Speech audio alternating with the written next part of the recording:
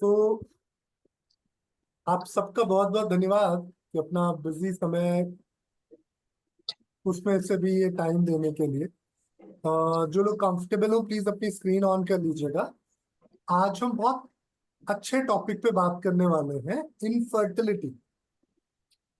Infertility समझने से पहले मुझे लगता है किसी को ये समझना चाहिए कि फर्टिलिटी क्या होती है।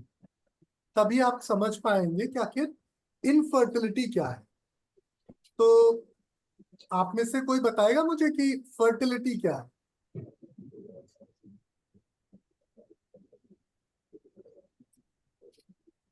उपमा जी बता रहे हैं आप? चलिए, समय ना खराब करके मैं ही बताता हूँ। फर्टिलिटी का मतलब हुआ कि एक कोई बीज, उसको ऐसा उगाया जाए कि वो बहुत सारे और नए बीज बना दे, मैम लगती है है ना? वो तो पानी की चाबियत में एक रखी जाती है बीज कि को, वेल बिहेव्ड मतलब सब हॉस्पिटैलिटी के बीज होटल बनाने के के लिए क्या शेफ होना चाहिए? वेटर्स सर होंगे बैकग्राउंड आवाज बहुत आ रही है। हाँ, जी शिल्पा जी, प्लीज अपनी अपनी स्क्रीन ऑन कर लेंगे तो बेहतर होगा। नवीन, मुझे लग रहा है कि बाकी सबको आवाज आ रही है, तो प्लीज आप भी थोड़ा सा अपना चेक कर लीजिए, आपका माइक कनेक्टेड नहीं है। सो मैं बात कर रहा था कि एक बीज जो है, ऐसा क्या करें कि वो बीज बहुत सारे और अपने जैसे बीज बना दे। तो जब एक बीज अपने बहुत सारे बीज बना लेगा, तो इस चीज को हम कहते हैं फर्टिलिटी। का मतलब हुआ अपने समान दूसरी संतति बना दे। तो जब एक बीज अपने समान बहुत सारे बीज बनाना चाहेगा, तो उसके लिए सबसे जरूरी चीज क्या होनी चाहिए? कुछ लोग बोलेंगे मिट्टी होनी चाहिए, पानी होना चाहिए, खाद होना चाहिए, है ना? ऐसी बहुत सारी चीजें होनी चाहिए। लेकिन मुझे लगता है कि इन सब से ज्यादा जरूरी जो है, वो है कि उस बीज का इतना सेहतमंद होना चाहिए कि वो अपने जैसे नया बीज बना सके। राइट? अगर बीज बीज ही अच्छा नहीं होगा, तो आप उसको चाहे जितने पानी में डाल दीजिए, चाहे जितनी खाद डाल दीजिए, जितना चाहे उसको अच्छा एनवायरनमेंट दे दीजिए, सब बेकार है। तो सबसे ज्यादा जरूरी है कि बीज बेहतर हो। जब आपका बीज बेहतर होगा, तभी जाके एक बेहतर पौधा बनेगा, फल लगेंगे और उसमें बहुत सारे बीज। इसी तरीके से ये बहुत जरूरी है कि जब हम इंसानों में फर्टिलिटी की बात करें, तो इंसानों का बीज बेहतर होना चाहिए। इंसान का बीज क्या है? इंसान का बीज इंसान स्वयं तो नहीं है। माँ। तो इंसान का बीज जो है, वो एग और स्पर्म है। तो जब एग और स्पर्म सेहतमंद होंगे, तभी जाके अपने समान संतति उत्पन्न कर पाना संभव हो पाएगा। अगर एग और स्पर्म अच्छे नहीं हुए, तो फिर क्या होगा? आप अपने समान संतति उत्पन्न कर पाने में असक्षम होंगे। तो अगर एक WHO का डेटा देखें, तो 100 में से करीब 6 कपल्स ऐसे हैं जो प्राकृतिक रूप से कंसीव नहीं कर पा रहे, या जिनको कंसीव करने में दिक्कत। 100 में से 6 लोगों को। तो अगर मैं ये कहूं कि ये 6% है, तो बेहतर होगा कि 6% लोगों को पूरे विश्व में कंसीव करने में दिक्कत आ रही है। तो अब 6% लोगों में अगर कंसेप्शन में प्रॉब्लम आ रही है, तो 100 में तो 6 बहुत छोटा नंबर लगता है। लेकिन अगर इसको हम 1000 में काउंट करें, तो ये 60 हो जाता है। और अगर इसको 1000 की जगह हम लाख में काउंट कर ले, तो 1 लाख में कितने लोग जो है कंसीव नहीं कर पा रहे हैं? 600। तो जैसे जैसे हम बड़े एरिया को देखते जाएंगे वैसे वैसे ये नंबर बहुत तेजी से बढ़ता जाएगा। तो जब इतने लोगों को कंसीव करने में प्रॉब्लम आ रही है तो फिर जाहिर सी बात है कि किसकी जरूरत बढ़ जाएगी? कंसेप्शन को आसान करने वाले डॉक्टरों की, है ना भाई। कंसेप्शन को आसान करने के लिए किनकी जरूरत है? ऐसे डॉक्टर, ऐसे गायनेकोलॉजिस्ट जो फर्टिलिटी ट्रीटमेंट करते हैं, जो आईवीएफ करते हैं। तो अगर आप सब थोड़े अवेयर हैं और किसी अच्छे शहर में रहते हैं तो आपने देखा होगा कि 10 सालों में आईवीएफ क्लिनिक की बहुत तेजी से भरमार हो रही है। हाँ, और आईवीएफ क्लिनिक के डॉक्टर्स बड़े अमीर होते जा रहे हैं। अब दूसरा डेटा देखते हैं डब्ल्यूएचओ का कि इन 6 लोगों में से एक भी ऐसा इंसान नहीं है जिसको आईवीएफ की जरूरत हो। तो जो आईवीएफ की नीड है वो 6% नहीं है, 0.6% है। मतलब कि अगर ये जो 6 लोगों का नंबर है उनमें से एक भी ऐसा नहीं है जो कंसीव आईवीएफ के थ्रू करे, तो ये डेटा आईवीएफ वालों का बहुत कम है। लेकिन इन 6 लोगों को क्या हो रहा है अभी? अभी एक स्कैम के थ्रू आईवीएफ सेंटर ढकेला जा रहा है सो दैट उनसे मोटे पैसे लिए जा सके, और आईवीएफ के थ्रू बच्चे पैदा होने की गारंटी 100% नहीं है। 2 लाख 5 लाख रुपए खर्च करके आपको अगर ये कहा जाए कि 50% संभावना है कि आपको बच्चा हो जाएगा, 50% नहीं। अब इस आईवीएफ ट्रीटमेंट का जो एडवर्स इफेक्ट है वो ये है कि आपके हार्मोन्स खराब कर देंगे। आप आर्टिफिशियल हार्मोन्स के इंजेक्शंस लगा लगा के आपके एग को एक्सट्रैक्ट करेंगे। तो उसमें क्या होगा कि अगर एग और स्पर्म निकाल भी लिया तो प्रकृति के साथ उतनी बेहतर अंडरस्टैंडिंग ना होने से वो वहां भी गड़बड़ हो जाएंगे। तो इसलिए अभी ऐसे एक्सपर्ट्स की जरूरत बहुत बढ़ गई है मार्केट में जो लोगों को प्राकृतिक रूप से कंसीव करने में मदद कर सके। अब जब ऐसे इंसान की बहुत खोज बढ़ गई तो बहुत सारी रिसर्च हुई जिसमें ये पाया गया कि योगा जो है सभी ट्रीटमेंट से ज्यादा प्रभावी है। तो जाहिर सी बात है योग टीचर के कंधों पे एक रिस्पॉन्सिबिलिटी बहुत बढ़ गई। पर योग टीचर तभी बेहतर इलाज कर पाएंगे जब वो बेहतर इनफर्टिलिटी को समझ पाए।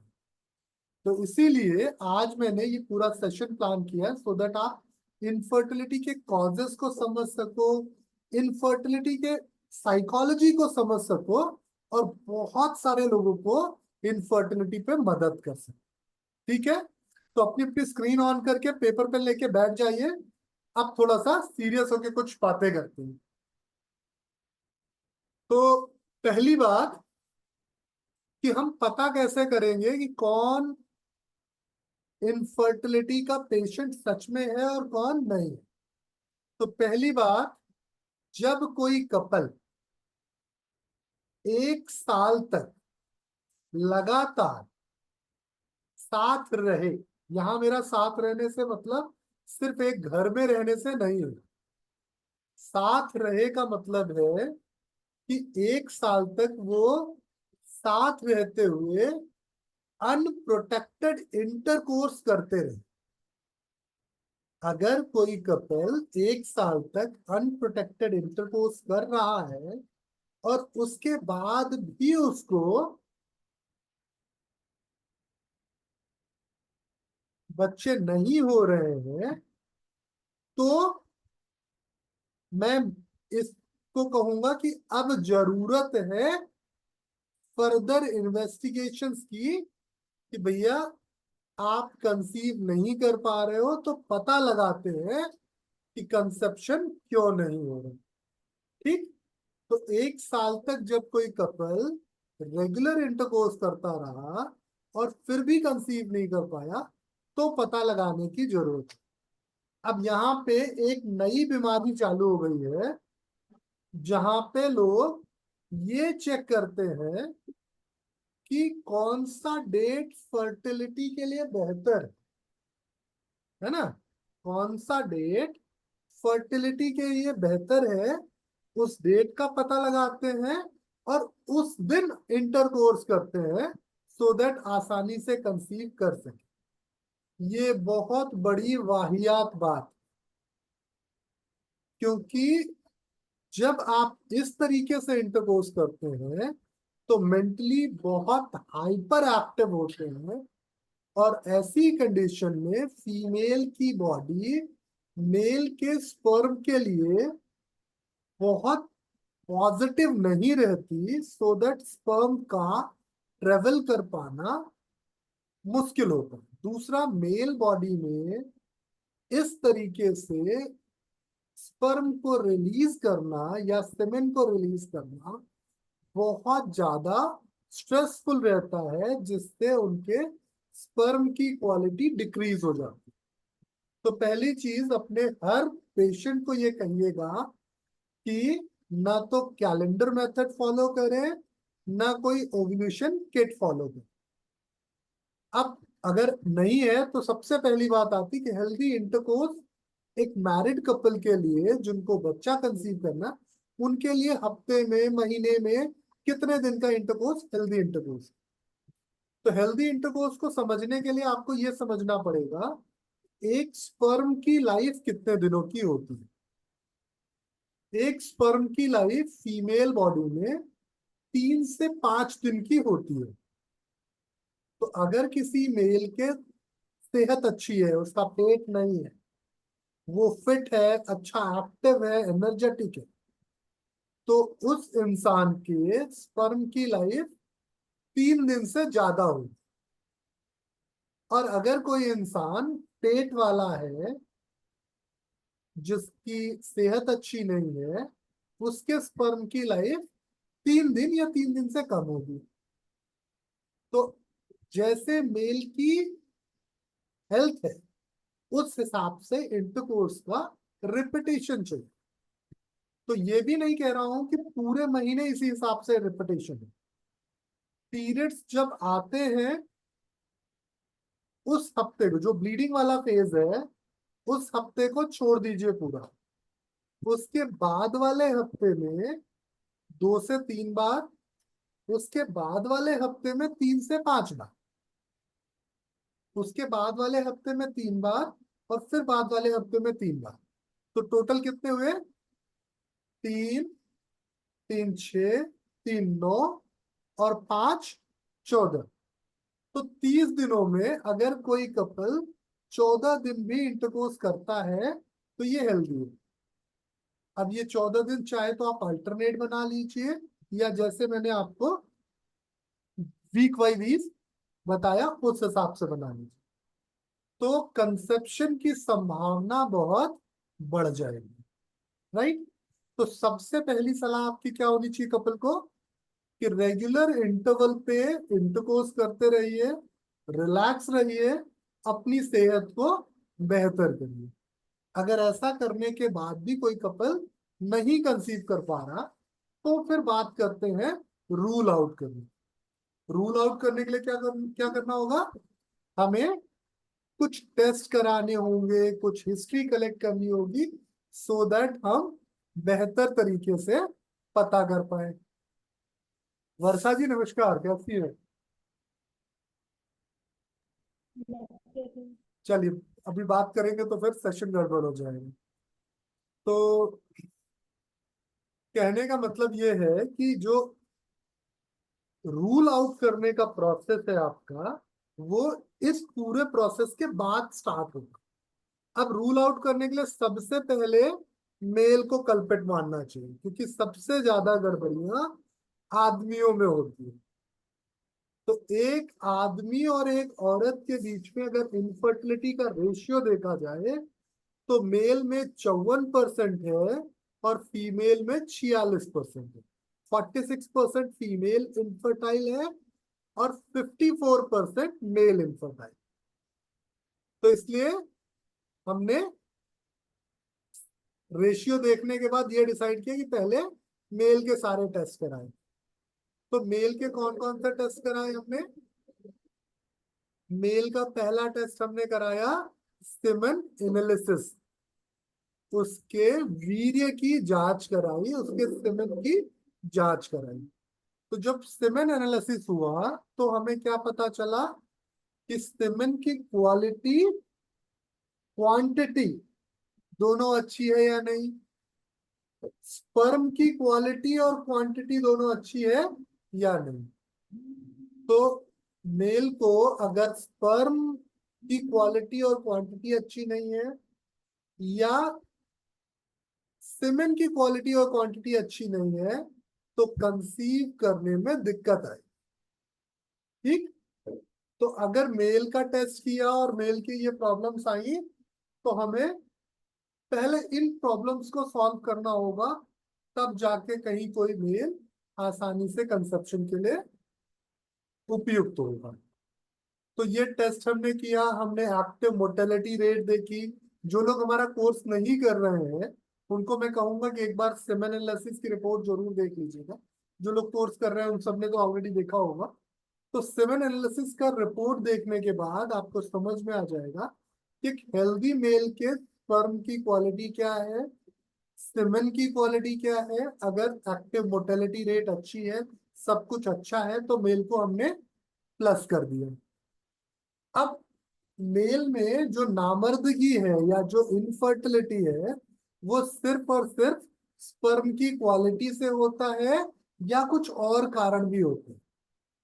इसको थोड़ा सा समझिएगा, ये थोड़ा ऐसा टॉपिक है जिसमें अक्सर लोग बात नहीं करते। तो अगर कोई मेल अपना सीमेन टेस्ट करा रहा है और सीमेन की क्वालिटी अच्छी है, उसका स्पर्म की क्वालिटी अच्छी है, लेकिन उस मेल को अगर इरेक्टाइल डिस्फंक्शन है, आवश्यकता के समय पे उसको इरेक्शन अच्छा नहीं होता, इरेक्टाइल डिस्फंक्शन है, तो भी वो इंसान पिता बन पाने में असक्षम है। कई बार ऐसा होगा कि उसकी वाइफ को कंसीव करने में दिक्कत आए। तो अगर किसी को इरेक्टाइल डिस्फंक्शन है तो इरेक्टाइल डिस्फंक्शन का पहले इलाज होना चाहिए। अगर किसी मेल को प्रीमेच्योर इजैकुलेशन है, प्रीमेच्योर इजैकुलेशन का मतलब ये हुआ कि जब आपने एक्ट स्टार्ट किया, उस एक्ट के स्टार्ट होने के बाद विद इन 30 सेकेंड्स अगर इजैकुलेशन हो गया तो ये सीवियर प्रीमेच्योर इजैकुलेशन की कंडीशन में आ। अगर ये विद इन 2 मिनट है तो कंसेप्शन हो सकता है, चिंता की बात नहीं। लेकिन अगर विद इन 30 सेकेंड्स है तो कंसेप्शन में दिक्कत आई। दूसरी बड़ी चीज जो है वो है सेमेन का वॉल्यूम। सेमेन का वॉल्यूम जो भी हम थोड़ी देर पहले बात कर रहे थे कि सेमेन एनालिसिस में देखेंगे, तो अगर सेमेन का वॉल्यूम अच्छा है, मेल का इरेक्शन और इजैकुलेशन अच्छा है, तो हमने मेल को ग्रीन टिक दे दिया कि भैया अब आपकी तरफ से कोई दिक्कत नहीं है, आप पिता बन सकते हैं, चलिए किनारे। तो एक सर्टिफिकेट मिल गया कि आप ठीक है। अब लाते हैं माता को। फीमेल के सर्टिफिकेशन में जो सबसे पहला टेस्ट है वो उससे बात करके पता करना होता है कि उनके पीरियड्स रेगुलर है या नहीं। अगर रेगुलर पीरियड नहीं है तो इसका मतलब ये बिल्कुल नहीं है कि मां नहीं बन सकती। तो अगर किसी फीमेल के पीरियड्स रेगुलर हैं या नहीं है, वो सिर्फ ये बताते हैं कि उसके हॉर्मोन्स की जर्नी कैसी है। अगर किसी फीमेल को पूरे साल भर में 11 बार भी पीरियड्स आते हैं, 10 बार भी पीरियड्स आते हैं, तो वो मां बन सकती है। तो हमें सबसे पहली चीज तो बात करके पूछना होगा कि आपके पीरियड्स कैसे चल रहे हैं। अगर पीरियड्स हमें समझ में आ गए कि रेगुलर है या इरेगुलर है, तो अब हमें रूल आउट करना होगा कि पीरियड्स रेगुलर या इरेगुलर होने का क्या कारण है, और फिर हमें आगे देखना होगा कि कहीं कोई दिक्कत तो नहीं। तो सबसे पहली शुरुआत करते हैं हार्मोन से। ठीक। फीमेल में सबसे पहली शुरुआत करते हैं हॉर्मोन्स। तो फीमेल में कौन कौन से हार्मोन देखेंगे? पहला हार्मोन जो देखेंगे वो देखेंगे AMH का लेवल क्या है और थायराइड का लेवल क्या है। थायराइड के लेवल से ये पता चल जाएगा कि GnRH अच्छे आ रहे हैं या नहीं आ रहे हैं। अगर किसी फीमेल का थायराइड अच्छा नहीं है तो उसके पीरियड्स अच्छे नहीं होंगे, उसको GnRH हॉर्मोन्स अच्छे नहीं आएंगे। ठीक। दूसरा, AMH का टेस्ट ये बता देगा कि फीमेल के पास बचे हुए एग्स अच्छे हैं या नहीं है, मतलब एग की क्वांटिटी कैसी है, क्वालिटी कैसी है, ये बता देगा AMH, है ना। ये एक हार्मोन होता है, एंटी बोरेलिन हार्मोन। इससे पता चल जाएगा कि कैसी है एग की। अगर एग की क्वालिटी अच्छी है, थायराइड का लेवल अच्छा है, तो कुछ टेस्ट और होते हैं जो ये बताएंगे कि आगे चीजें ठीक जा रही कि नहीं। AMH ठीक होने के बाद फिर दो और अनोखे टेस्ट होते हैं। सर बोले अ, सर आपने एएमएच से पहले जो गोनाड वाला बताया था एक बार वो। तो मैंने बोला था थायराइड का टेस्ट। थायराइड का टेस्ट जो है TSH का टेस्ट करके देखते हैं, thyroid releasing hormone. Because TSH अगर अच्छा नहीं आ रहा है तो इट मीन्स कि हाइपोथैलेमस से TRH अच्छा नहीं आ रहा है। अगर TRH अच्छा नहीं आ रहा होगा तो जो गोनेडोट्रोपिक हार्मोन्स है ना, जिसमें FSH और LH होते हैं, ये अच्छे रिलीज नहीं हो रहे। तो उस कंडीशन में कई बार क्या हो सकता है कि ओव्यूलेशन ढंग से नहीं होगा या नहीं होगा, या हो सकता है कि पीरियड्स लंबे जा रहे हो, छोटे जा रहे हो। तो वो सारी चीज समझ में आ जाएगी। अगर थायराइड का टेस्ट गड़बड़ है तो हमें इस तरफ बढ़ना चाहिए या नहीं। ठीक है, चलिए आगे चलते हैं अगले टेस्ट की ओर कि अगर ये सारी चीजें ठीक है तो हम देखेंगे फीमेल में प्रोलैक्टिन नाम का हार्मोन तो नहीं बढ़ा हो। प्रोलैक्टिन देखने का सबसे अच्छा समय होता है जस्ट आफ्टर पीरियड्स, मतलब 2 से 5 दिनों के भीतर। तो जिस दिन पीरियड स्टार्ट हुए उसके दूसरे से दिन से 5वें दिन के भीतर। तो क्या क्या देख सकते हैं हम दूसरे से 5वें दिन के भीतर? हम FSH का लेवल देख सकते हैं, प्रोलैक्टिन का लेवल देख सकते हैं, और सीरम टेस्टोस्टेरोन देख सकते हैं, जिसको आप एंड्रोजन के नाम से भी जानते हैं। तो ये तीनों टेस्ट हमें बता देंगे कि ओव्यूलेशन अच्छा हो रहा है या नहीं। ठीक। अगर ये सब कुछ ठीक है तो पीरियड्स ठीक जा रहे हैं। अगर सब कुछ गड़बड़ है इनमें कुछ, तो उसका इलाज करना होगा। अब ये सारी चीज हमें समझ में आ गई। अब अगले लेवल पे चलते हैं। तो जो अगला लेवल होगा वो ये आएगा कि भाई आगे तो सब ठीक है, बाद में सब ठीक है कि नहीं, ओव्यूलेशन अच्छा हो रहा है या नहीं हो रहा। तो इसको देखने के लिए एक टेस्ट कराते हैं पीरियड्स के 21वें दिन, है ना। पीरियड्स के 21वें दिन या अगले पीरियड आने से 7 दिन पहले। तो अगला पीरियड आने से 7 दिन पहले किसी को नहीं पता होता कि अगला पीरियड कब आएगा। तो बेस्ट है इसको पता लगाने का कि जैसे आपका पीरियड अगर 1 तारीख को आया तो फिर 21 तारीख को आपको दोबारा ये टेस्ट करके देखना है, जिसको बोलते हैं सीरम प्रोजेस्टेरॉन। सीरम प्रोजेस्टेरॉन ये बताएगा, इसको Day 21 प्रोजेस्टेरॉन भी बोलते हैं, सीरम प्रोजेस्टेरॉन भी बोलते हैं। ये बता देगा कि आपका ओव्यूलेशन अच्छा हो रहा है या नहीं हो रहा। तो अगर ओव्यूलेशन अच्छा होगा तो प्रोजेस्टेरॉन का लेवल अच्छा होगा, ओव्यूलेशन अच्छा नहीं होगा तो प्रोजेस्टेरॉन का लेवल अच्छा नहीं होगा।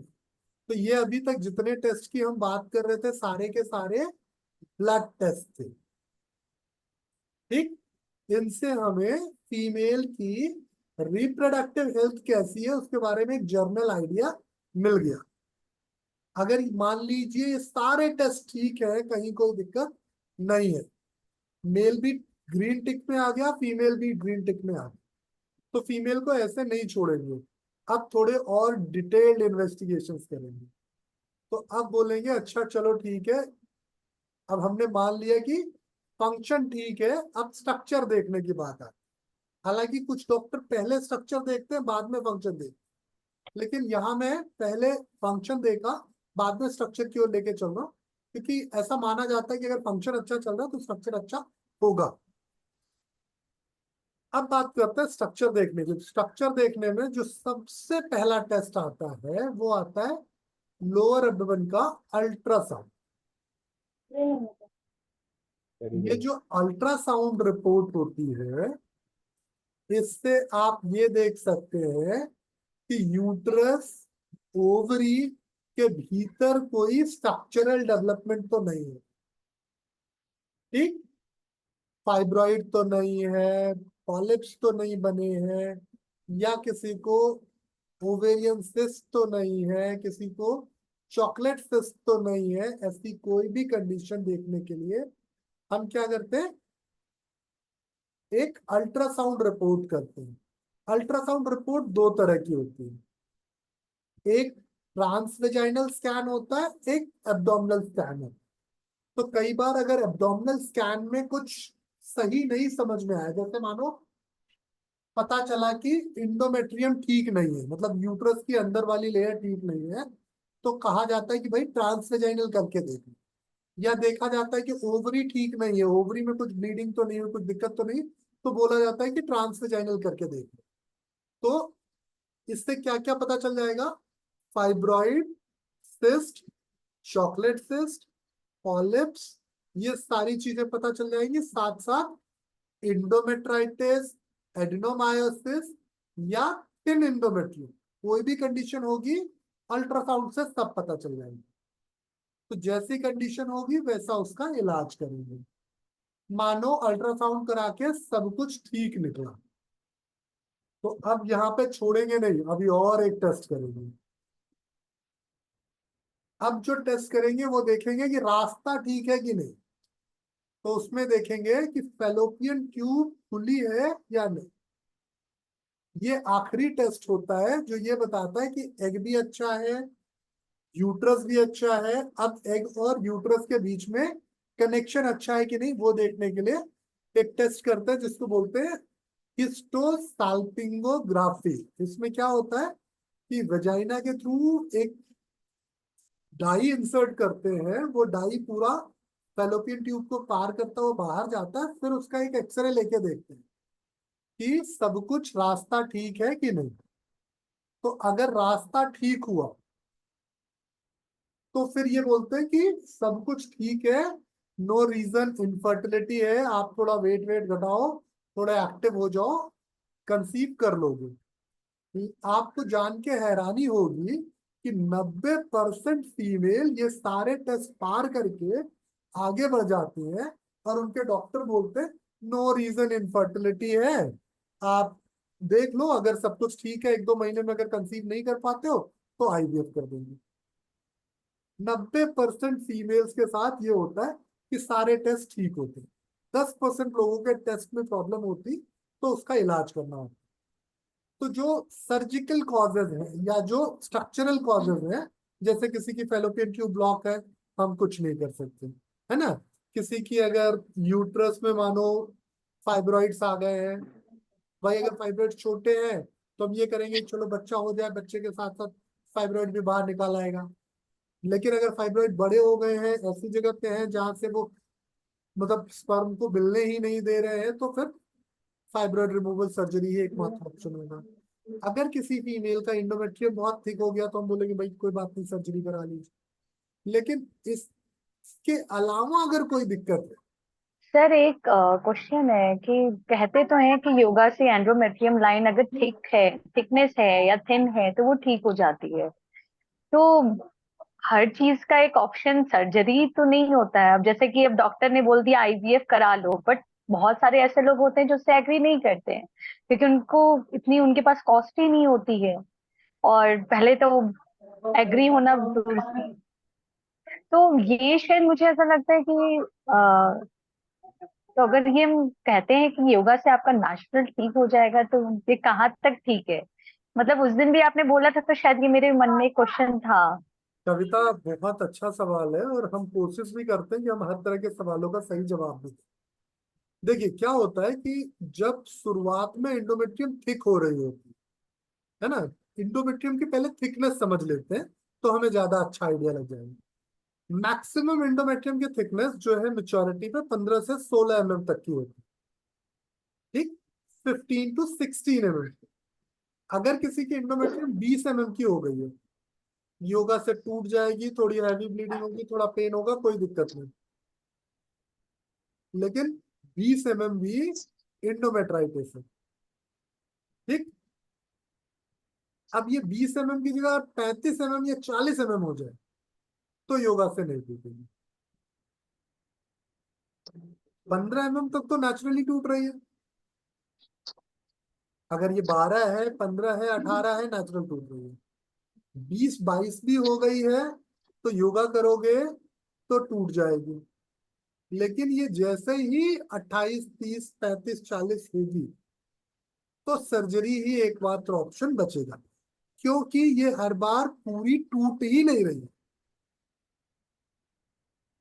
आधी अधूरी टूट रही है, ब्लीडिंग हो रही है, आधी अधूरी उसी में जुड़ती जा रही है, मोटी होती जा रही है, मोटी होती। सो इसलिए सर्जरी करना जरूरी होगी। आपके घर में जब आप गद्दा खरीद के लाते हो ना, तो शुरू में बड़ा मजा आता है उसके ऊपर कूदने में। लेकिन जब गद्दा पुराना हो जाता है तो क्या होता है, फिर आप या तो उसको बदल देते हो, या फिर उसको मेहमानों को नहीं देते या किसी ऐसे को नहीं देते। घर का जो थोड़ा समझदार आदमी वो उस पर सोने लगता है कि चलो कोई बात नहीं, इसमें मैं सो जाऊंगी। इसी तरीके से बच्चा जो है जब यूट्रस में आता है ना, तो उसको अच्छा नया गद्दा चाहिए। अगर पुराना गद्दा पहले से होगा तो बच्चे को उसमें पीठ का दर्द हो जाएगा और वो खराब हो जाएगा। तो इसलिए इंडोमेट्रियम की सेहत बहुत जरूरी होता है प्रेगनेंसी के लिए। अगर ये गद्दा कमजोर है ना, तो भी गड़बड़ होगी। इतना ही नहीं, बहुत सारी फीमेल्स में इन इंडोमेट्रियम भी मिलता है जिनकी इंडोमेट्रियम की लाइनिंग 10-12 mm से ज्यादा मोटी होती ही नहीं है। जिनकी इंडोमेट्रियम थिन है उनके साथ आईवीएफ भी नहीं हो पाता, उनके साथ सिर्फ एकमात्र योगा ही रह जाता। सर आइडियली कितनी होनी चाहिए? 15 mm तक। तो जिनके साथ ये 9-10 mm की है, 12 mm की है ना, वो लोग भी नेचुरल कंसीव नहीं कर पाते, या करते हैं तो मिसकैरेज हो जाता है, या बच्चे की हार्ट बीट नहीं डेवलप होती। तो उनमें डॉक्टर आईवीएफ भी नहीं कर पाता, ये सबसे बड़ी समस्या है। क्योंकि ईस्ट्रोजन ऐसा हार्मोन है जो आर्टिफिशियली बॉडी बहुत कम एक्सेप्ट करती है। तो अगर ईस्ट्रोजन के इंजेक्शन लगाएं या क्रीम्स लगाएं तो बहुत रेयर ही इंडोमेट्रियम की थिकनेस बढ़ पाती है। अब सोचो, इंडोमेट्रियम की थिकनेस कम हो रही है लेकिन इसका कारण लीवर हो रहा है। तो इसीलिए जब बाहर से भी दिया जाता है तो लीवर उसको भी बोलता है जा जा खा ले। तो इंडोमेट्रियम को लिवर, मतलब ईस्ट्रोजन हार्मोन को लिवर मेटाबलाइज करने लगता है। तो जब वो मेटाबलाइज करके एनर्जी बनाने लगता है तो फिर जितने भी इंजेक्शन लगाओगे सब लीवर खा जाएगा। लीवर तो राक्षस बैठा हुआ है। तो उस कंडीशन में डॉक्टर भी बेचारा कुछ नहीं कर पाता, आईवीएफ भी नहीं हो पाता। वहां पे एकमात्र रास्ता यही होता है कि योगा से लिवर को समझाओ कि भगवान ये खाना नहीं है, इसको बख्श दो। तो जब लिवर मान जाएगा कि नहीं, ईस्ट्रोजन नहीं खाना है, तब जाके नेचुरली फीमेल कंसीव कर पाएगी। ठीक है। तो ये सारे टेस्ट थे इनफर्टिलिटी को इन्वेस्टिगेट कर। अगर इतने सारे टेस्ट सब आपने देख लिए तो आप समझ जाओगे इनफर्टिलिटी का कारण क्या है। फिर उस कारण के हिसाब से उसका निवारण करेंगे, और इनफर्टिलिटी को 3 से 5 महीने में 97% रिजॉल्व किया जा सकता है। मतलब अगर 100 लोगों को सिखाओगे तो 97 लोग 3 से 5 महीने में कंसीव कर लेंगे। सोचो, आईवीएफ वाला 2 लाख ले रहा है, आप 50,000 भी अगर लोगे, लोग खुशी खुशी देंगे। आईवीएफ वाला 100 में से 50-60 को ही सिर्फ गारंटी देता है कि भाई तुम कंसीव कर लोगे। आप 97 लोग को गारंटी दे रहे हो कि कंसीव कर ले जाओगे। तो इसलिए योगा टीचर्स के लिए आने वाले टाइम पे ये एक बहुत अच्छा कैरियर ऑप्शन, इनफर्टिलिटी का मैनेजमेंट। लेकिन इस मैनेजमेंट के लिए आपको पहले तो मॉडर्न लैंग्वेज आनी चाहिए। Modern language in the sense कि मेडिकल टर्मिनोलॉजी जो बेसिक्स है, क्योंकि जो इनफर्टिलिटी का ट्रीटमेंट करा रहे हैं वो डॉक्टरों के चक्कर काट के फिर आते हैं योगा टीचर के पास। तो जब तक आप उनको उनकी भाषा में नहीं समझाओगे वो आप पे ट्रस्ट नहीं कर पाए। तो आपको उनकी फॉलिकुलर मॉनिटरिंग की रिपोर्ट भी देखनी होगी और उनको बताना होगा कि ये फॉलिकल मॉनिटरिंग के हिसाब से इंटरकोर्स करोगे तो बच्चा नहीं पैदा होगा, क्यों नहीं होगा वो भी समझाना होगा, आपको बताना होगा। आपको पता है 90% केसेस में सिर्फ और सिर्फ वेजाइनल डिस्चार्ज एकमात्र कारण होता है इनफर्टिलिटी का। सोचो कैसे। वेजाइनल डिस्चार्ज दो जगह से होता है, जिन्होंने कोर्स परचेस किया है सब जानते होंगे कि बर्थोलिन ग्लैंड से सिक्रीशन होता है डिफेंस के लिए, और पैसेज को ल्यूब्रिकेटेड करने के लिए कहाँ सर्विक्स से सिक्रीशन होता है। अगर किसी कारण से सर्विक्स से सिक्रीशन बढ़ जाए, है, चाहे वो सर्विसाइटिस हो जाए या हाइपरट्रॉफी हो किसी तरह की, और सिक्रीशन बढ़ जाए, तो जैसे ही स्पर्म पहुंचेंगे वो पानी उनको बहा के नीचे कर देगा और कंसेप्शन के चांसेस कम हो जाएंगे। सो इसीलिए ल्यूब्रिकेशन जरूरी है, पर एक्सेस ल्यूब्रिकेशन भी इनफर्टिलिटी का कॉज हो सकती है। आप लोग सुनते हो ना कि ऐसे पैर ऊपर उठा के रहना चाहिए तो कंसेप्शन हो जाएगा, ऐसे बाई करवट लेट जाना चाहिए इंटरकोर्स के बाद तो कंसेप्शन हो जाएगा। ये सब कुछ वाहियात बातें हैं, क्योंकि स्पर्म इतना छोटा होता है जिसको आप आंख से नहीं देख सकते, तो उसको फिर ऐसे पोजीशन से फर्क ही नहीं पड़ता उसमें क्या ग्रेविटी का प्रेशर होगा, है वो तो अगेंस्ट ग्रेविटी भी भाग जाएगा और टूवर्ड्स ग्रेविटी भी नहीं भाग पाएगा। उसकी पूंछ मजबूत होनी चाहिए, और पूंछ मजबूत होने के लिए क्या चाहिए, सही पीएच चाहिए। जब सही पीएच नहीं होगा तो क्या होगा, रास्ते में ही स्पर्म बेचारा सुसाइड कर लेगा। इसीलिए भगवान करोड़ों स्पर्म में से एक को चुनते हैं कि वो जाके बच्चा बने। तो सब कुछ बहुत इजी है और बहुत डिफिकल्ट है। आपके देखने का नजरिया इजी है तो सब बड़ा इजी लगेगा, आपके देखने का नजरिया बहुत डिफिकल्ट है तो सब बहुत डिफिकल्ट लगेगा। परमात्मा की मर्जी के बिना कुछ भी संभव नहीं है। ठीक, तो ये तो हो गया फिजियोलॉजिकल तरीका। अब थोड़ा सा स्पिरिचुअल तरीका भी इनफर्टिलिटी का समझ लीजिए। मैनेजमेंट पे हम अगली क्लास में बात करें। अभी जो मैं बोला ना 97 लोग जो है कंसीव कर लेते हैं, 3 लोग नहीं कर पाते। वो 3 क्यों नहीं कर पाते, उसका कारण क्या है? उसका कारण बड़ा अनोखा है।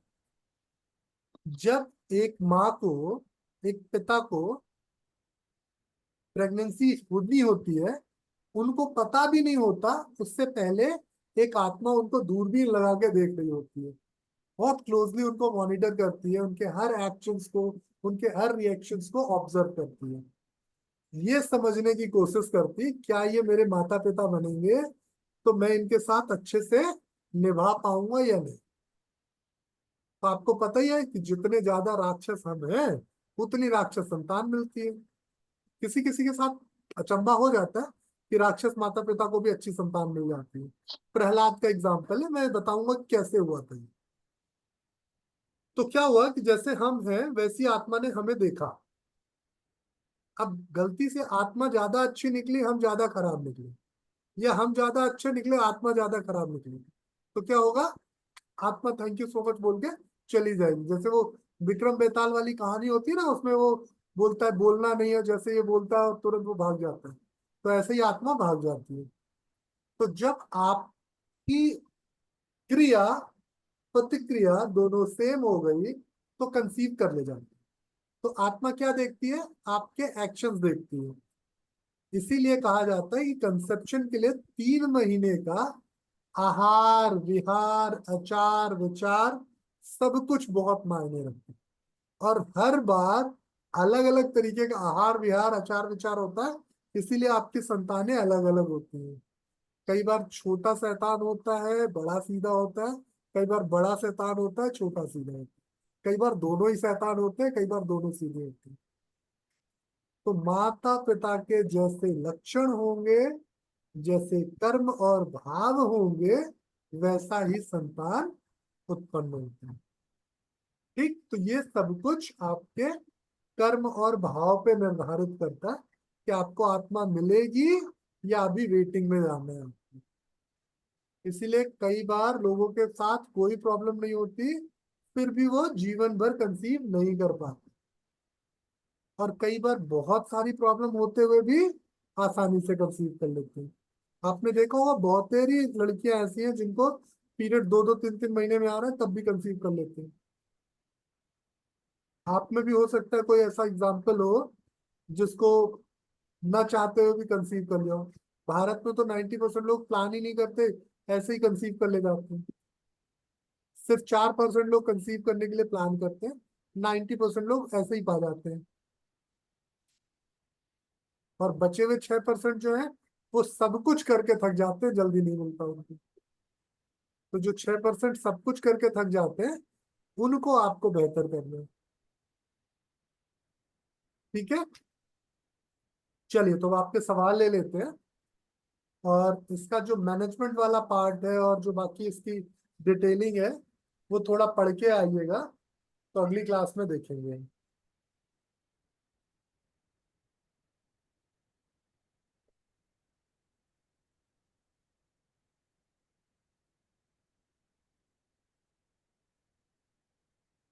कुछ सवाल, कुछ कंफ्यूजन? जी श्वेता बोलो। सर आपने जो टेस्ट बताए हैं इतने सारे, बाहर के देशों में तो वहाँ पे टेस्ट होना ही उनके लिए बहुत मुश्किल हो जाता है। एक एक महीने बाद अपॉइंटमेंट्स मिलते हैं, टेस्ट होते हैं। तो जब तक ये टेस्ट हम उनको कराने के लिए बोलेंगे, एक एक 1.5-1.5 महीने लग जाते हैं। जैसे आपने बोला कि पीरियड के 21वें दिन कराना है, उनका 21 दिन तो छोड़ो, 30वें दिन और 30 दिन और ज्यादा ही दिन बाद नंबर आता है टेस्ट का। तो उनके केस में क्या करना चाहिए? बेटा कौन सी कंट्री में रहती हैं आप? मैं इंडिया में ही रहती हूँ सर, मेरे क्लाइंट्स हैं। अच्छा, मैं आपको बता देता हूँ फिर। ये कुछ कंट्रीज में यूएस और बाकी कुछ कंट्रीज में ऐसी दिक्कत है जहाँ हम्म। पे उनको इजीली मेडिकल सर्विसेज नहीं मिलती हैं। पर वहाँ पे भी ये प्रोविजन है कि आप इमरजेंसी बेसिस पे कोई भी टेस्ट कोई भी वो सब कुछ करा सकते हो। बस आपको जरूरत होता है, क्योंकि वो क्या होता है ना, उनको इंश्योरेंस के थ्रू जाना होता है। Right insurance right. के थ्रू थोड़ा अपॉइंटमेंट मिलने में दिक्कत होती है। तो उसके लिए एक तरीका होता है कि आप एक फर्टिलिटी डॉक्टर को पहले अपॉइंटमेंट देते हो। ठीक, जो फर्टिलिटी डॉक्टर प्रिस्क्राइब करता है उसके बेसिस पे सारे टेस्ट हो जाते हैं। और 90% केसेस में श्वेता आपके पास जो लोग आएंगे वो सारे टेस्ट पहले करा के फिर आएंगे। हाँ राइट। तो ऐसी कोई दिक्कत कभी आएगी नहीं कि किसी को टेस्ट कराने के लिए अपॉइंटमेंट नहीं मिल रहा है। मतलब मुझे नहीं पता कि आप किनको सिखा रहे हो, पर यूएस यूके में या किसी और कंट्री में भी, कई कंट्री में जहाँ पे पब्लिक सेक्टर में इंश्योरेंस के थ्रू सारा ट्रीटमेंट हो रहा वो ज्यादातर इंश्योरेंस के थ्रू ही जाना प्रेफर करते हैं ना सर, तो उनको बोला जाता है कि आप थोड़ा सा ये इमरजेंसी में करा लो, या वो है। नहीं तब नहीं वो थोड़ा सा पुश करते हैं अपने आप नहीं, को। मैं आपको बता रहा हूँ उसमें एक चीज और भी होती है। उनको डॉक्टर को दिखाए बिना टेस्ट नहीं एडवाइज होते, लेकिन उनके पास एक और सपोर्ट भी होता है, फर्टिलिटी सपोर्ट। वो फर्टिलिटी सपोर्ट उनको हेल्प करता है, वहाँ डॉक्टर की जरूरत नहीं होती। वहाँ पे अच्छा। डॉक्टर को दिखाने की जरूरत बहुत कम होती, मिडवाइफ सारा काम करती जैसे सर मेरी एक क्लाइंट है, उनका फर्स्ट बेबी 6 ईयर का है, फर्स्ट किड जो है वो 6 ईयर्स का है। सेकेंड टाइम उन्होंने ट्राई किया तो 2 बार ही उनको मिसकैरेज हो गया। तो अभी है। उन्होंने कुछ टेस्ट नहीं कराया, कुछ नहीं किया, then she came to me कि चलो थोड़ा योगा से अपनी हेल्थ ठीक करते हैं, थोड़ा पीसीएच का प्रॉब्लम है, बेटा आप थोड़ा हमारा लिवर कोर्स का भी देख रही है प्रॉब्लम है। ना? Sorry sir. हमारा कोर्स देख रही है ना? हाँ हाँ सर, अभी मैं शुरू कर दिया है मैंने, मैं प्रॉपर डेली। हाँ, हाँ अभी आप पहुंची नहीं है। जब आप आगे हाँ। इनफर्टिलिटी पे पहुंचेंगे तो आपको पता चलेगा कि इनफर्टिलिटी भी दो तरह की होती है, एक प्राइमरी एक सेकेंडरी। पहले ओके। बच्चे के लिए कंसीव करने में दिक्कत आना प्राइमरी इनफर्टिलिटी, दूसरे बच्चे के लिए दिक्कत आना सेकेंडरी सेकेंडरी। इनफर्टिलिटी। तो ये आप जब वहां पहुंचेंगी तो ये आपको क्लियर हो जाएगा कि सेकेंडरी इनफर्टिलिटी में कौन से टेस्ट कराने होते हैं। अभी जो मैं बोल ओके। रहा था ये सारे प्राइमरी इनफर्टिलिटी के थे, सेकेंडरी इनफर्टिलिटी में इतने टेस्ट नहीं कराने होते। ओके, उसमें नहीं कराने होते, वो प्राइमरी में ही कराने होते हैं। वही मुझे जानना था कि उनका तो सब कुछ पहले वाले में तो हो गया, मतलब वो स्टेज तो उनकी क्लियर है कि फ्लैपियन ट्यूब टेस्ट कराना है या ब्लॉकेज तो नहीं है या कुछ ऐसा, मतलब पहली स्टेज उनकी क्लियर है। हाँ, क्योंकि भाई पहले एक बार बच्चा हो चुका तो मतलब मशीनरी अच्छी थी तभी पहला बच्चा हुआ ना। Right right right. तो सेकेंडरी इनफर्टिलिटी के कारण अलग होते हैं और ये ज्यादा डिफिकल्ट होता है। पहली बार बच्चा ओके। होना ज्यादा आसान होता है, दूसरी बार ज्यादा मुश्किल होता है। आप सबको जान के हैरानी हो रही होगी। Yes sir. तो सेकेंडरी इनफर्टिलिटी जो है उसके कॉजेज भी डिफरेंट होते हैं, उसका मैनेजमेंट भी आसान है। ठीक है सर, फिर मैं वीडियोस में ही देखूंगी और प्रेफर करूंगी देखिएगा, मोर। अगर कुछ कंफ्यूजन होगा तो आप हमें बताइएगा। ठीक है सर, बाकी जो थैंक लोग यू। हमारा कोर्स नहीं देख रहे हैं उन सबको कहूंगा कि बहुत अच्छे से हमने डिजाइन किया हुआ अपना पूरा कोर्स। तो आज ही आप कोर्स के लिए इंक्वायर करें, कोर्स अपना स्टार्ट करें। एक साल के भीतर आप कोर्स कंप्लीट कर सकते हो। तो इतनी फ्रीडम है आपके पास कि जब आपको देखना है तब देखो, जब नहीं देखना है मत देखो। तो पूरे एक साल में आप कवर करो इसको। पर देखो सीखो, क्योंकि बिना पढ़ाई के न तो ज्यादा पैसे मिलेंगे न ज्यादा सम्मान मिलेंगे। अगर आपको पैसे की चाह है तो भी पढ़ना पड़ेगा, और अगर सम्मान की चाह है तो जरूर पढ़ना पड़ेगा। जी, दूसरा सवाल। सर जैसे कि आजकल ना वो सीड्स काफी चले हुए हैं क्या कि सीड्स वगैरह, जैसे फ्लैक्स सीड्स हैं, पंपकिन सीड्स हैं। तो आजकल ना, क्योंकि लोग तो जैसे आपने पहले बोला था कि लोग ना आपके पास टेस्ट करा के आएंगे, सारी नॉलेज लेके आएंगे। तो ये सीड्स वगैरह हेल्प करते हैं, जैसे कि कहते हैं कि उसमें जिंक होता है पंपकिन सीड्स में, तो ये आपके एग की क्वालिटी को बेटर बनाता है। और फ्लैक्स सीड वगैरह, किसी को सेसमी सीड, तो तब कौन सा लेना चाहिए या क्या बेहतर होगा? कविता, इसका मैं बड़ा अच्छा जवाब दे सकता हूँ। जी। इसका अच्छा जवाब क्या है वो जान लीजिए। एग की क्वालिटी पूरी तरह से बेस्ड है एफएसएच पे, और एफएसएच पूरी तरह से बेस्ड है हाइपोथैलेमस पे। हाइपोथैलेमस पूरी तरह से बेस्ड है आपकी 24 घंटे की लाइफस्टाइल पे। तो अगर आप रात को ढंग से नहीं सो रहे हो तो आप सोने के बीज भी खा लो तो भी कुछ नहीं होगा, राइट। तो अगर आपने लाइफस्टाइल इंप्रूव कर ली तो जितने माइक्रो न्यूट्रिएंट्स है ना, ये आपकी इंटेस्टाइन ऑटोसिंथेसाइज करती। ऑटोसिंथेसिस का मतलब होता है खुद ही बनाना। हमारी बॉडी में ना तो कभी कैल्शियम की डेफिशिएंसी हो सकती है, ना कभी किसी माइक्रो न्यूट्रिएंट की। हमें माइक्रो न्यूट्रिएंट्स को अलग से खाने की भी जरूरत नहीं होती, क्योंकि हमारी बॉडी में ऑटोमेटिकली इनको बनाने का एक पूरा सिस्टम है। आपने सुना है ना कि आपके इंटेस्टाइन में बहुत सारे गुड बैक्टीरियाज होते हैं। ये जो इंटेस्टाइन के गुड बैक्टीरियाज होते हैं इनका काम ही यही होता है कि हमारी जरूरत के लिए माइक्रो न्यूट्रिएंट्स बनाना।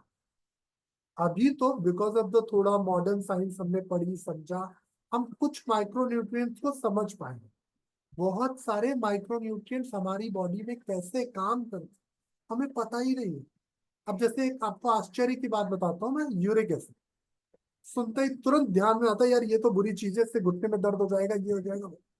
आपको पता है यूरिक एसिड एक ऐसी चीज है जिससे वजन बहुत तेजी से घटता है। तो अगर आपकी बॉडी में यूरिक एसिड ना बने तो आपका वजन ही नहीं घटेगा। तो इसलिए हमारी बॉडी सारे माइक्रोन्यूट्रिएंट्स खुद बना। आपको अगर कोई भी माइक्रोन्यूट्रिएंट की डेफिशिएंसी है तो खाने से ज्यादा अपनी इंटेस्टाइन को बेहतर आपने देखा ना वो जो गरीब लोग बेचारे थोड़ी कम सुविधा में रहते हैं, वो प्याज और रोटी भी खा लेते हैं तो उनको सारी ताकत मिल जाती है। और एक बेचारा अमीर बोलता नहीं नहीं रोटी तो मत खाना, ये तो बहुत बुरी चीज है, जहर है। सुना है ना आपने?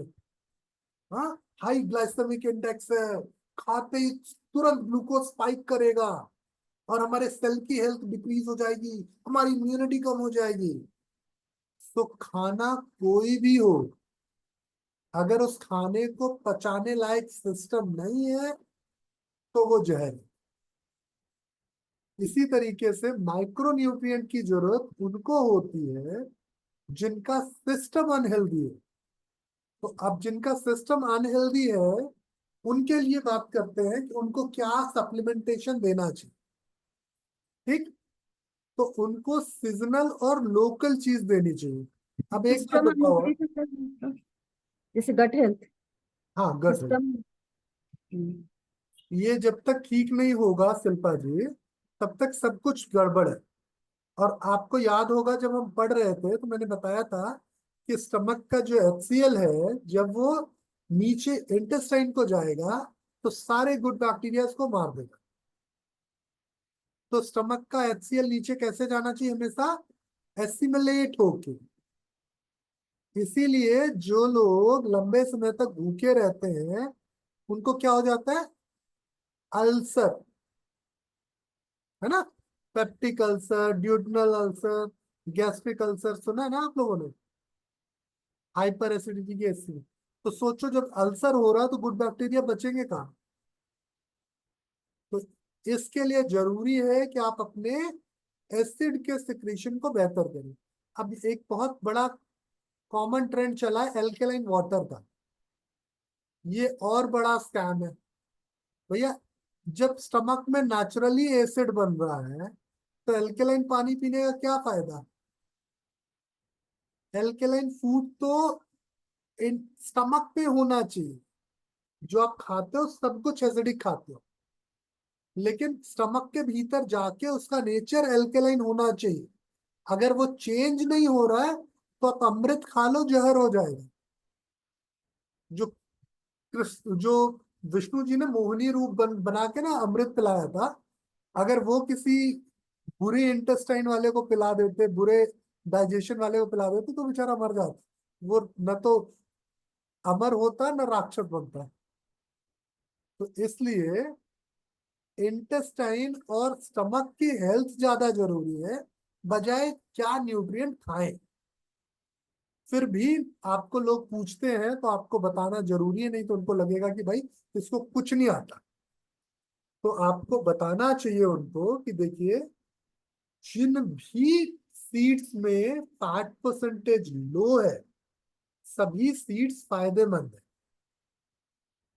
बस वो सीड्स ऐसे नहीं होने चाहिए जो डायूरेटिक प्रॉपर्टी के, क्योंकि ज्यादातर सीड खाने से आपकी बॉडी पानी को बाहर निकालती है। तो चिया सीड जहर है, नहीं तो हमारे पूर्वज सब्जा खाते। आप देखते हो ना सब्जा के सीड्स कोई पुराना आदमी नहीं खाता।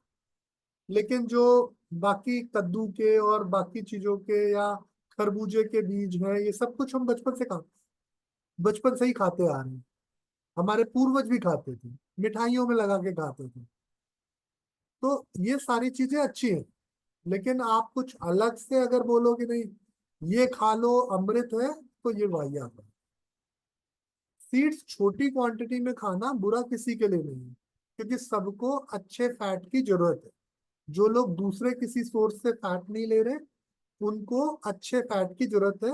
अच्छे फैट में आपकी बॉडी बहुत सारे न्यूट्रिएंट्स को सिंथेसाइज कर पाती है। तो जितने लोगों को विटामिन डी कम होता है सबको अच्छा फैट ना खाने की वजह से है। उसी तरीके से जैसे आप बोल रहे हो जिंक की, या उसी तरीके से आप बोलोगे कि फॉलिक एसिड्स या ये दुनिया भर के जो सप्लीमेंटेशन हैं एक क्वालिटी को इम्प्रूव करने के लिए, ये सब कुछ आपके नेचुरल खाने से मिल जाता है। बस जरूरत है आपका खाना लोकल हो। अब जैसे सोचो इसको जिंक को कैसे लेके आओगे आप लोकल खाने से? पूरे साल भर का जिंक आपको कब मिल सकता है पता है? अभी जो बरसात वाला सीजन आएगा उसमें। बरसात में मक्का आता है? आप आग पे उसको रोस्ट करके और चबाते हो। कितने बच्चों को ये शौक मिल पाता है? जो लोग छोटे कस्बों में या गांव में रह रहे हैं वो तो सब खाते हैं, लेकिन जो लोग शहर में रह रहे हैं वो क्या करते हैं, वो बड़े वाले कॉर्न को मसाले में एकदम लपेट के और फिर वो इतना सा कॉर्न खाते हैं, इतना सा उसमें वो पूरा वो खा जाते हैं, क्या बटर खा जाते हैं। तो इतना सा कॉर्न खा के इतना सा बटर खाओगे तो बेकार है। हाँ, अगर आप भुट्टे को सीजन में लोकल खा लो तो पूरे टाइम आपको कभी डेफिशिएंसी ना हो। तो सीजन का सामान खाते रहिए, खुश रहेंगे।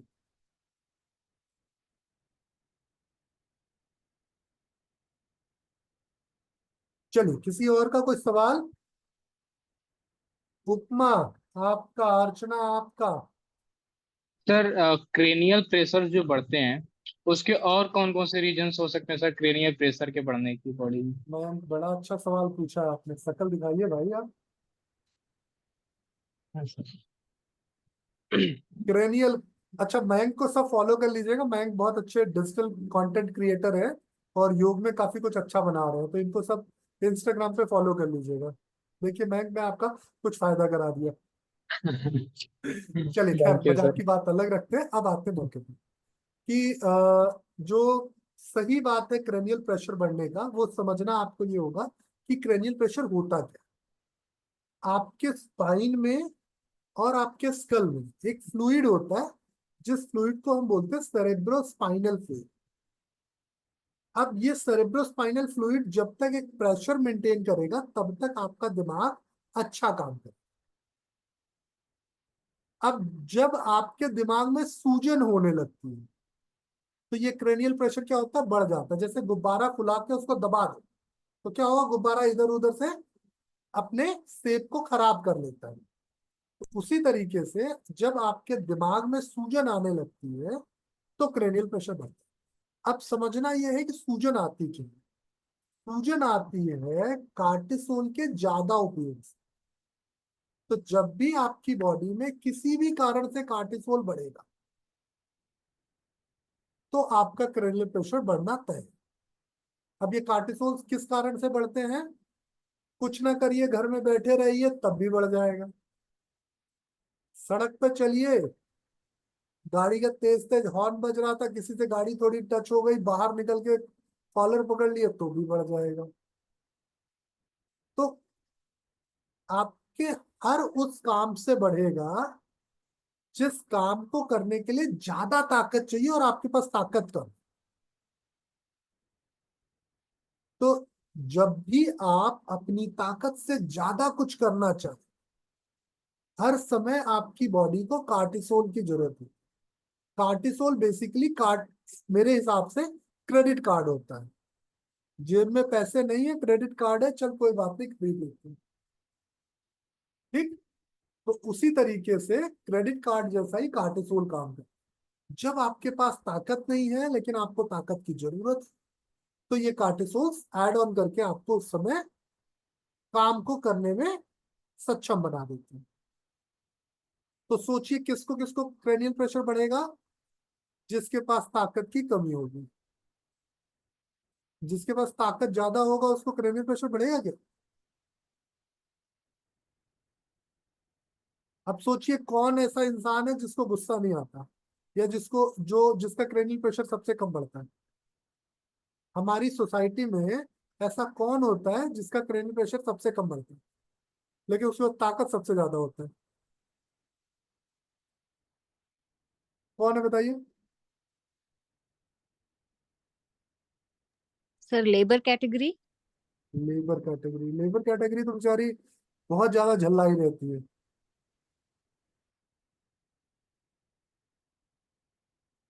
पहलवान।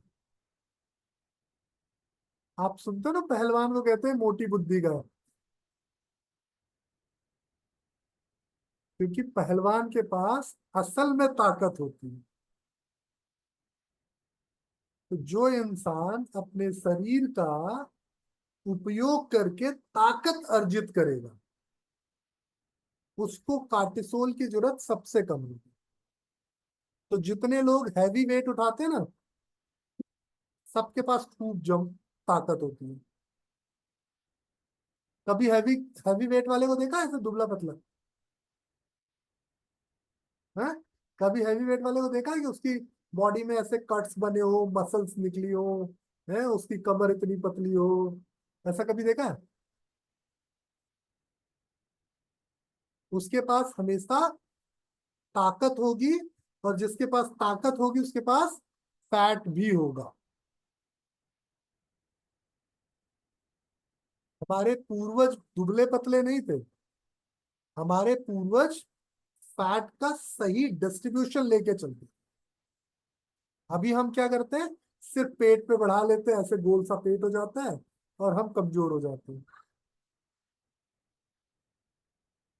तो इसलिए जिस इंसान के पास जितनी ज्यादा ताकत होगी उसका क्रेनियल प्रेशर उतना कम बढ़ेगा, जिसके पास जितनी कम ताकत होगी उसका क्रेनियल प्रेशर उतना ज्यादा बढ़ेगा। तो आप देखो, जो लोग कम एक्सरसाइज करते हैं या लोग जो बहुत सेडेंटरी लाइफस्टाइल जीते हैं, उनको ज्यादा डिप्रेशन होता है, उनको ज्यादा एंजाइटी होती है, उनको ज्यादा गुस्सा आता है, वो जल्दी परेशान होते हैं। जो थोड़ी मॉडरेट एक्टिविटी पे होते हैं उनको थोड़ी कम तकलीफ आती है। जो एकदम से इंटेंस एक्टिविटी पे होते हैं उनको कोई तकलीफ नहीं आती है। जैसे अभी थोड़ी देर पहले आप में से किसी ने कहा था ना, labour category. So labour category क्या करती है, दिन भर खूब मेहनत करती है, रात को एक छोटा सा पौवा खोलती है, पी के कहीं नाली में पड़ी है कहीं है, उनका cranial pressure out of control हो जाता है। अब सोचो आउट ऑफ कंट्रोल क्यों होता है? क्योंकि उनको कार्टिसोल से ज्यादा एडिक्ट बना देता है डोपामाइन। तो वो काम ही इसीलिए करते हैं कि रात को डोपामाइन मिलेगा।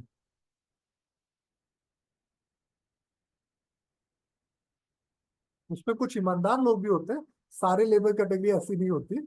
कुछ अच्छे लोग भी होते हैं जो काम करते हैं इसलिए कि उनका परिवार अच्छा हो सके। जैसे आप देखते भी होंगे, कभी कभी सुनने को मिलता है कि इसके पिताजी ये करते थे और ये बन गया, इसके पिताजी ये करते थे और ये बन गया।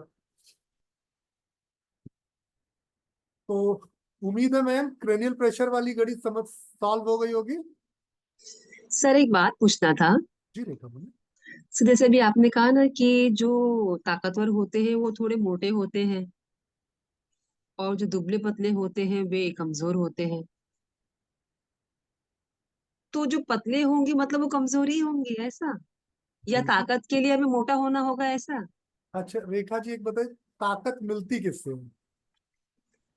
भोजन से, उसे सही तरह से फैट पचाने से। से। फैट तो एक भोजन से ही ग्राम आएगा ना सर? फैट 9 किलो कैलोरी देता है।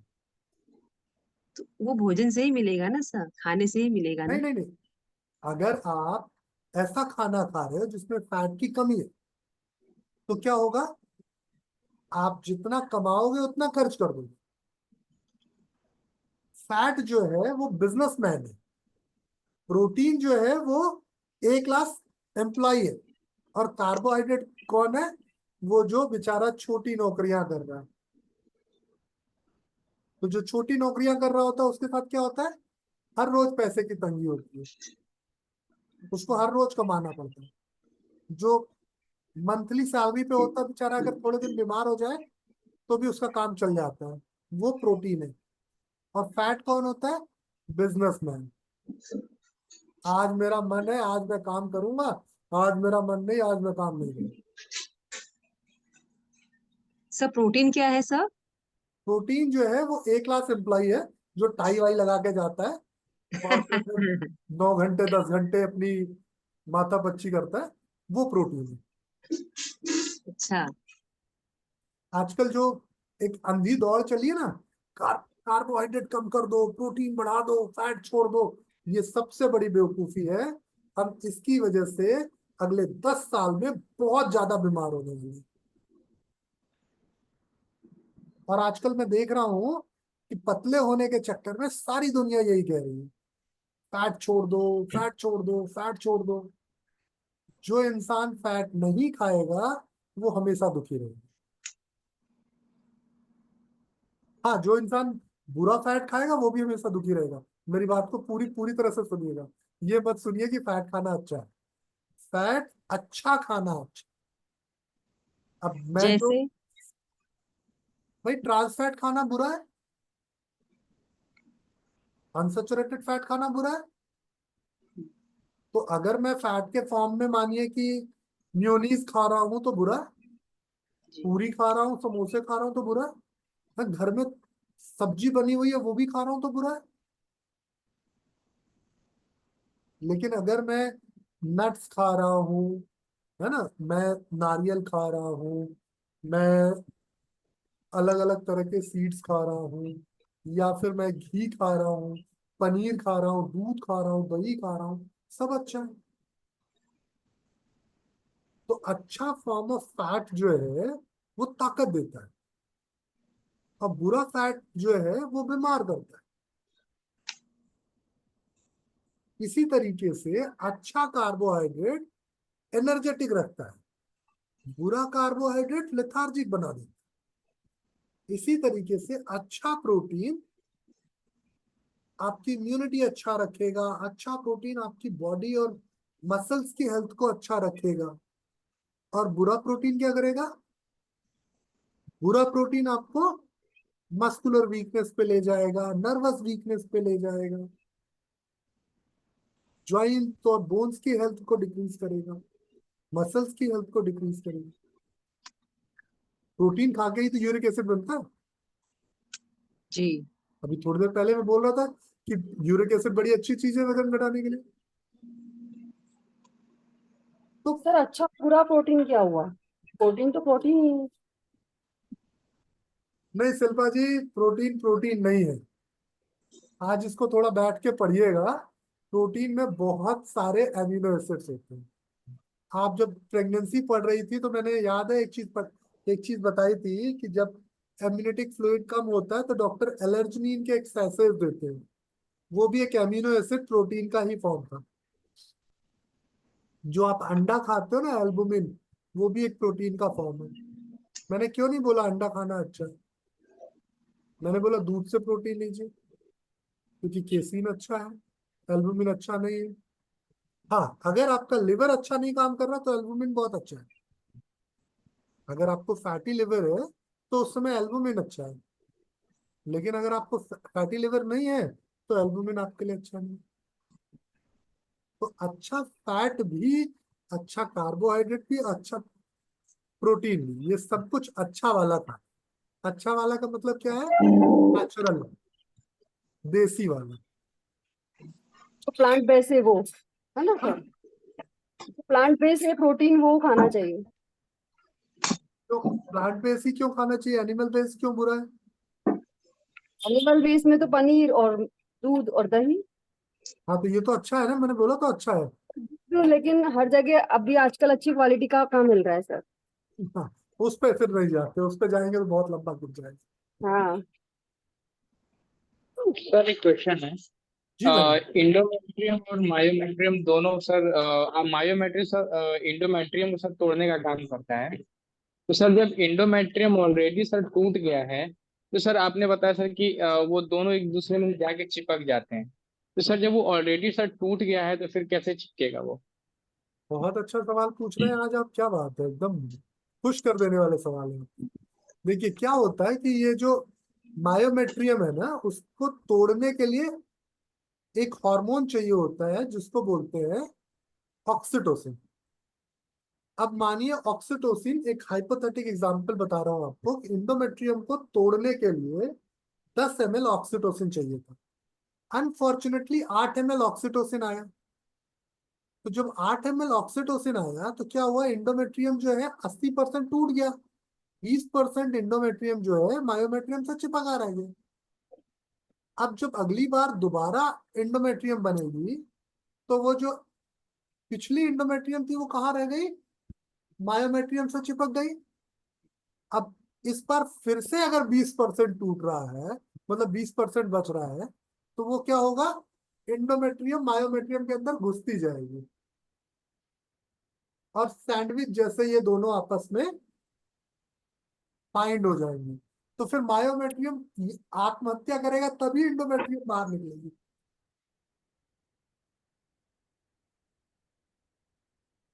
तो इसीलिए ऑक्सीटोसिन बहुत जरूरी है। जो आप देखते हो ना कि छोटे शहरों में, आप बनारस से हैं, बनारस में एक बहुत अच्छी चीज देखी होगी, औरतें आपस में मिलती हैं तो एक दूसरे को गले लगाती हैं, हक करती हैं, है ना। तो सिर्फ गले उसी को लगाना चाहिए जिससे खुशी मिले, उसको कभी नहीं लगाना चाहिए जिससे खुशी ना मिले।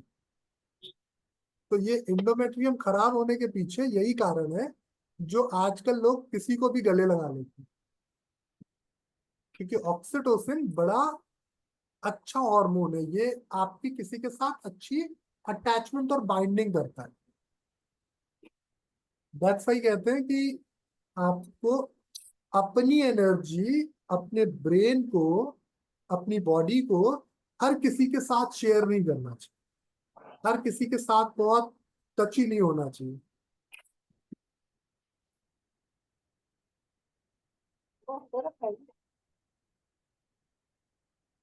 क्लियर है मैम?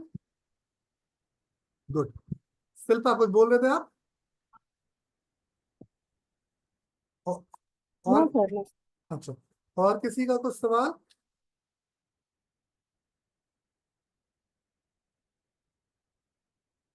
चलिए कोई नहीं, तो फिर आप सबके हेलो। सवालों के नमस्ते सर, चलिए, मैं एक क्वेश्चन है सर।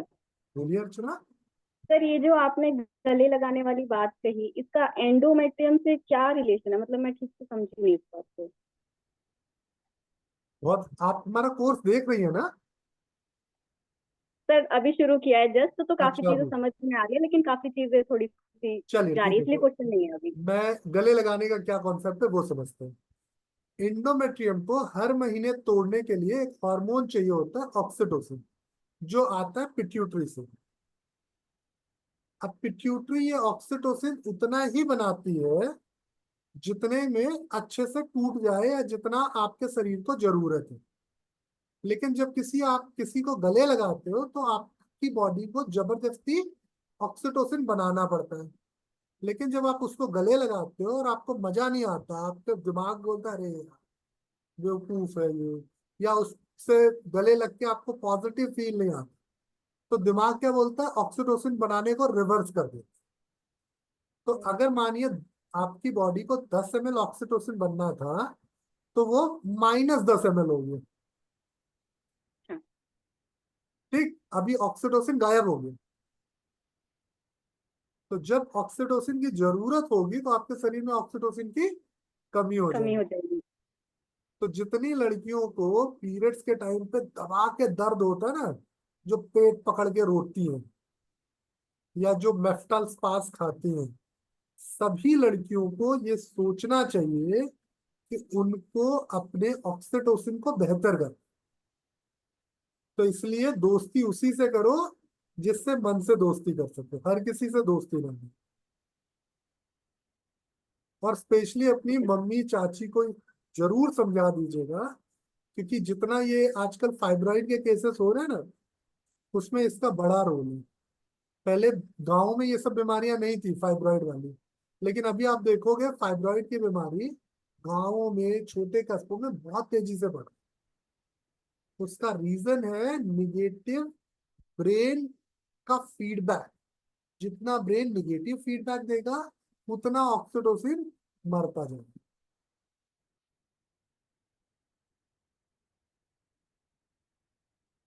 ये हर बार रिपीट होगा? जैसे हम, मान लो अभी कोई नेगेटिव पर्सन है, हम उससे टची होते हैं या जैसे भी होते हैं, तो ये माइनस में चला गया। लेकिन नेक्स्ट टाइम जब हम किसी पॉजिटिव इंसान से एक बार, दो बार या तीन बार मिलते हैं, तो ये बैलेंस भी तो हो सकता है। ऐसे होता है, 2 सीढ़ी ऊपर गया, फिर 4 सीढ़ी नीचे आ गया, फिर 2 सीढ़ी ऊपर गया, फिर 4 सीढ़ी नीचे आ गया। यही चलता रहता है। तो अगर आपके लाइफ में ज्यादा पॉजिटिव इंसान है तो ऊपर भाग जाएगा, ज्यादा निगेटिव इंसान हो गया तो नीचे भाग जाएगा। ठीक है सर, थैंक यू सर। चल, आज के लिए इतना ही। आप सबके समय और सहयोग के लिए धन्यवाद। नमस्कार।